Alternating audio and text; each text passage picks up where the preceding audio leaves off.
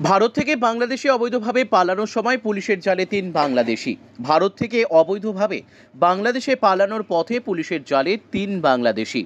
বসিরহাটের হিঙ্গলগঞ্জ থানার দুলদুলি এলাকার ঘটনা। পুলিশ সূত্রে জানা গিয়েছে, সোমবার ভোররাতে দুলদুলি এলাকায় ঘোরাঘুরি করছিল বেশ কিছু লোকজন। সেই সময় হিঙ্গলগঞ্জ থানার ওসি সন্দীপ সরকারের নেতৃত্বাধীন পুলিশ ওই এলাকায় টহল দিচ্ছিল। ওই ব্যক্তিদের চলাফেরা দেখে সন্দেহ হয় পুলিশের। তাদেরকে আটক করে জিজ্ঞাসাবাদ করলে তারা স্বীকার করে নেয় তারা অবৈধভাবে ভারত থেকে বাংলাদেশে পালানোর ছক কষছিল। তল্লাশি চালিয়ে তাদের কাছ থেকে কোনো বৈধ নথি উদ্ধার হয়নি। ধৃতদের মধ্যে এক মহিলা সহ 2জন পুরুষ রয়েছে। তাদের সকলেরই বাড়ি বাংলাদেশের বিভিন্ন জেলায়। তাদের গ্রেপ্তার করে হিঙ্গলগঞ্জ থানা।